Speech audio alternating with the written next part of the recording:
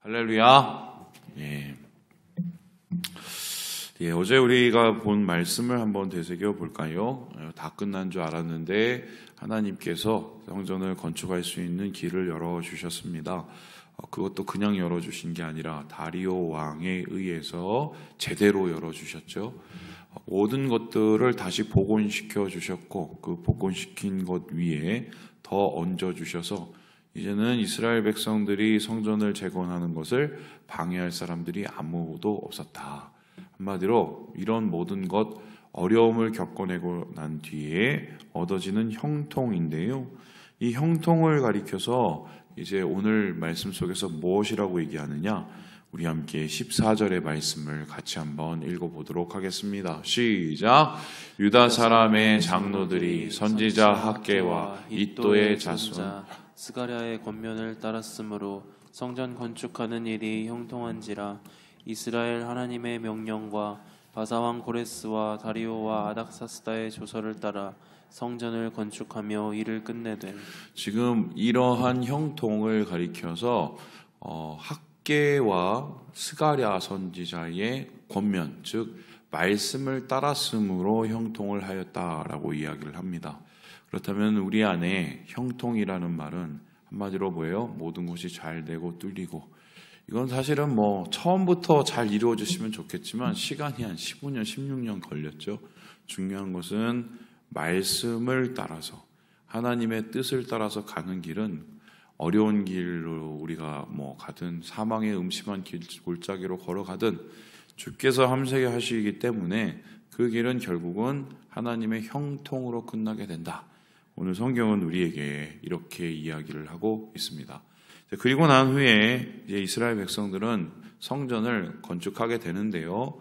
거의 한 3년에서 5년 정도 사이에서 이 성전을 완성하게 됩니다. 성전을 완성한 후에 이 사람들이 한 것은 무엇이냐? 그 전에도 계속해서 간이 제단에서 예배를 드리고 있었지만 이제는 제대로 된 예배를 드리기 시작을 했죠. 봉헌식을 합니다. 하나님, 이제 우리가 성전의 문을 엽니다. 주님 축복해 주십시오. 이곳에 함께 임재해 주십시오. 이러한 마음을 가지고 봉헌식을 하는데요. 그 성전 봉헌식을 이렇게 기록을 하고 있습니다. 우리 함께 17절의 말씀을 읽어보도록 합니다. 시작!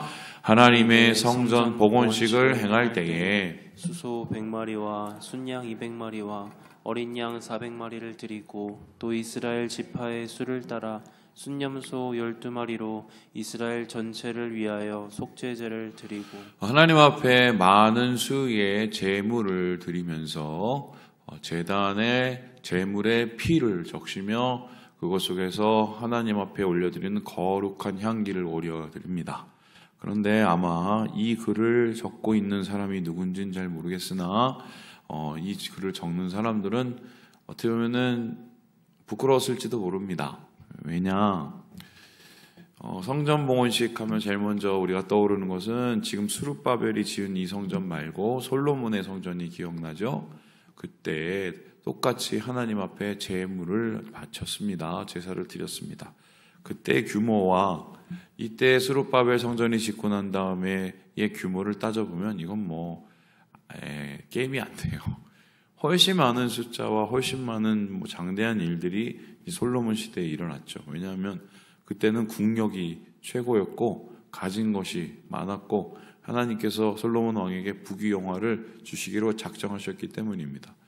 그때에 비하면은 지금은 사실은 종살이 하다가 갔다 와서 변변찮은 이 자기의 삶터에 그리고 변변찮은 살림살이에 뭐가 가능했겠습니까? 그런데 어쨌든 이렇게 소백 마리, 수장 200마리, 어린 양 400마리 드렸다는 것, 제가 봤을 때는 솔로몬의 봉헌식도 하나님께서 기뻐 받으셨겠지만 제 느낌엔 이렇게 하나님 앞에 어려움 속에서 드리는 성전 봉헌식을 이 제물을 더 기뻐하셨을 것 같아요. 왜입니까? 두 가지 이유가 있는데 16절에 봤더니 이스라엘 자손이 모두 즐겁게 봉헌을 했다라고 합니다. 자원을 했다는 겁니다.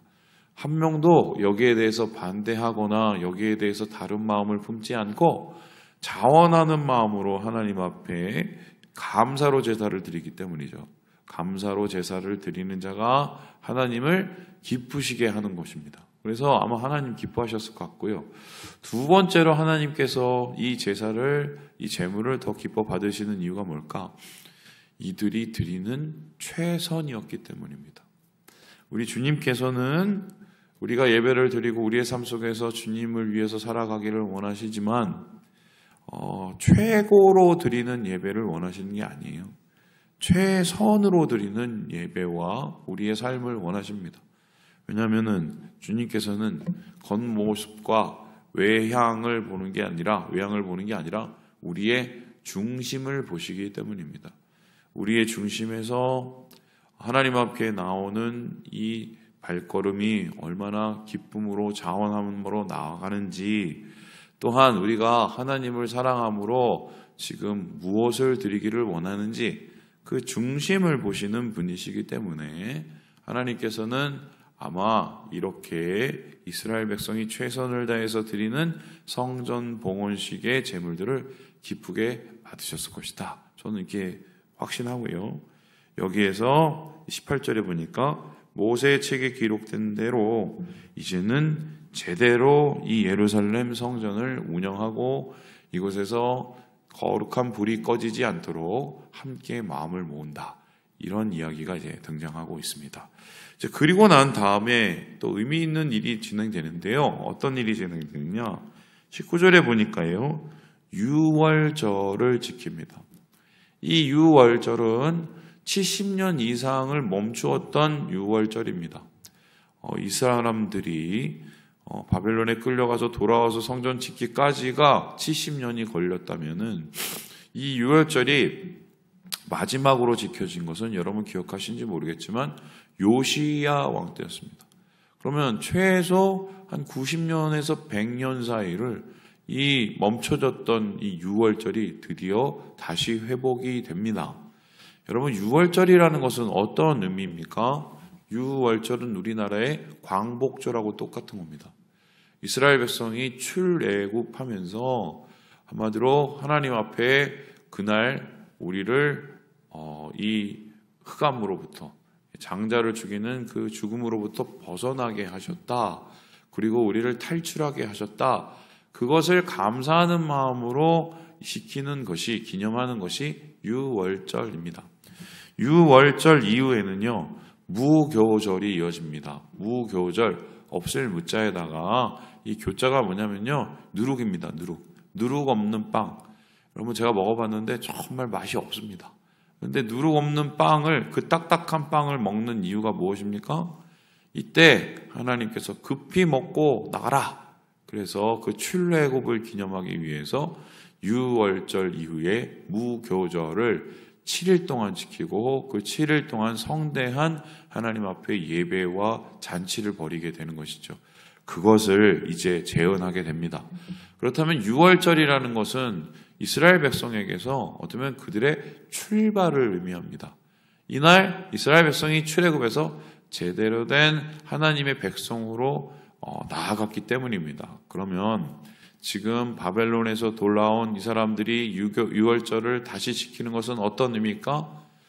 그때는 애굽에서 벗어났지만 지금은 바벨론, 바로 바벨론으로서 벗어난 것을 하나님 앞에 감사하는 것이고요.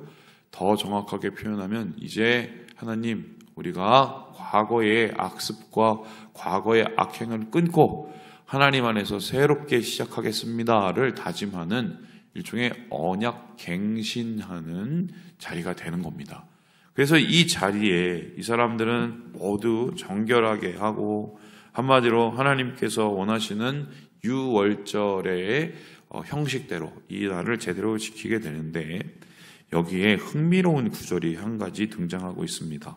우리 함께 21절 말씀을 같이 한번 읽어보도록 하겠습니다. 시작! 사로잡혔다가 돌아온 이스라엘 자손과 자기 땅에 사는 이방 사람의 더러운 것으로부터 스스로를 구별한 모든 이스라엘 사람들에게 속하여 이스라엘의 하나님 여호와를 찾는 자들이 다 먹고. 여러분 신기합니다. 지금 사로잡혔다가 돌아온 사람, 말 그대로 귀환자만 유월절을 참여한 게 아닙니다. 이들이 중심이 되어서 유월절을 준비하고 계획하고 진행을 했지만 사실 여기에 참여한 것은 두 부류가 더 있었습니다. 첫 번째는 그 당시에 예루살렘은 아니지만 북이스라엘 지역에 살고 있던 잔존 백성들입니다. 여러분 아시겠지만 북이스라엘이 망했었을 때 많은 수가 죽고 끌려갔지만 아수르 왕이 어떻게 거기 남겨놓은 사람이 있었고 다른 지역에서 이 지역으로 이주시켜서 피를 어떻게 해요? 그냥 섞어버리려고 했었죠. 근데 그 섞어버렸던 혹은 섞어졌던 사람들 중에서도 하나님께서 특별히 인도하셔서 이 유월절을 지키도록 한 사람이 있었다고 얘기합니다. 뿐만 아니라 여기 또 살펴보면요. 이방 사람도 더러워 있었습니다. 이방 사람도. 그러면은 이 유월절은 뭐냐면 귀한 자들, 잔존자들 그리고 이방인들이 다 함께 하나님 안에서 예배를 드리게 되는 날입니다. 그럼 우리 생각에 이런 생각을 하게 되죠. 아니 진작에 15년, 16년 전에 그때 같이 성전 짓자고 했었을 때 그때 그 사람들이 결국 잔존 백성들 중에 수장이었을 텐데 왜 그때는 그렇게 같이 예배를 안 드리고 왜 지금 이렇게 15년 지나서 이 사람들을 불러다가 이렇게 뭐 같이 예배를 드리려고 하느냐. 이게 뭐가 다르냐. 그런데 이거는 상당히 다른 거죠. 왜입니까? 그때는 한번 되새겨보면 목적과 의도가 종교적이고 신앙적인 게 아니라 정치적인 거였습니다. 한마디로 하나님을 섬기고자 그렇게 얘기했던 것이 아니라 이 사람들이 정치적으로 혹은 자기의 계산적 이익에 합당하기 때문에 이것을 같이 하려고 했던 것이고 지금은 진짜 하나님을 예배하고 사모하고 다시 여호와 신앙으로 나아가기 위해서 온 사람들마들이 이러한 유월절을 참여하게 된 것이죠.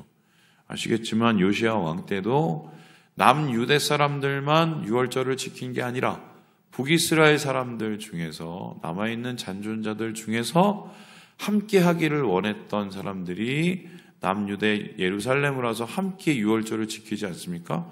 지금 그 일들이 바로 스룹바벨의 성전, 제2의 성전에서 똑같이 일어나고 있다. 그렇다면은 이렇게 처음 다시 시작한 유월절을 통해서 우리가 볼 수 있는 것은 무엇입니까? 이러한 성전, 또한 이러한 성전 안에서 지켜지는 제사, 그리고 이 제사를 통해 이후에 이루어지는 유월절, 이 모든 것이 바로 자기의 이익과 자기의 유익과 자기의 계산에 의한 것이 아니라 하나님을 사랑하고 하나님을 의지하고 하나님을 신뢰하는 은혜와 감사 가운데 이루어졌다는 것입니다. 그래서 이 감사와 은혜에 동참하는 사람들은 결국 여호와를 찾는 자들이 되는 거고요. 이 여호와를 찾는 자들은 결국 어떠해요?